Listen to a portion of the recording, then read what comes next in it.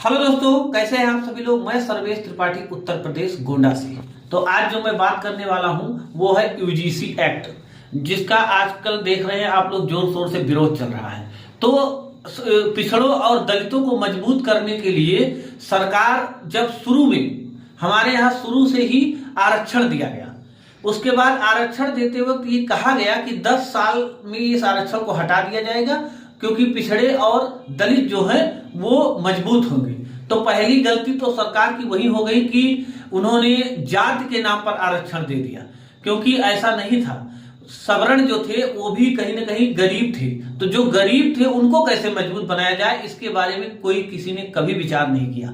तो जात के आधार पर जो आरक्षण दिया गया वो आरक्षण ही पहले हम लोगों के लिए गलत हो गया, क्योंकि आर्थिक आधार पर आरक्षण देना, क्योंकि बहुत सारे सवर्ण ऐसे भी हैं जो गरीब हैं और वो है। उसके बाद में एक एक्ट आ गया, फिर दलित और पिछड़ों को मजबूत करने के लिए एक एक्ट आया, SC/ST एक्ट। उसका खूब दुरुपयोग हो रहा है, तेजी से दुरुपयोग हो रहा है। आप लोग जानते हैं कि खुन्नस में थोड़ा सा कोई बात हो जाती है तो उस पर SC/ST एक्ट लगाया जाता है। वो हम लोग झेल ही रहे थे।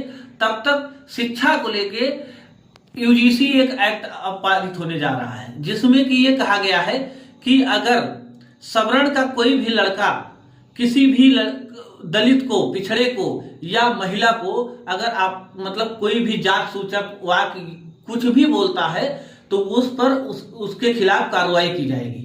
लेकिन इसमें यह नहीं कहा गया कि अगर वो झूठा निकला, अगर वो मतलब जो इल्जाम लगाए गए हैं वो इल्जाम अगर झूठे निकले तो उस पर भी जांच करके उसकी कार्रवाई की जाएगी। तो इसको 2012 में एक बार ऐड किया गया था कि इस जांच में 30 दिन के अंदर वो कमेटी रिपोर्ट देगी और उस कमेटी की रिपोर्ट के अनुसार उस पर कार्रवाई होगी। लेकिन इस बार उस चीज को हटा दिया गया है। अब पिछड़े और दलित को मजबूत करने के लिए सीधे इस एक्ट को लगाया जा रहा है सवर्णों के लिए। तो हम ये कहना चाहते हैं कि अगर आपको सवर्ण नहीं भा रहे हैं, सवर्ण से इतनी दिक्कत है और अगर ये वोट की राजनीति है कि पिछड़े और दलित को हम अपना बना लेंगे तो सवर्ण का मुझे काम नहीं है, तो ये चीज ये क्लियर कर दीजिए।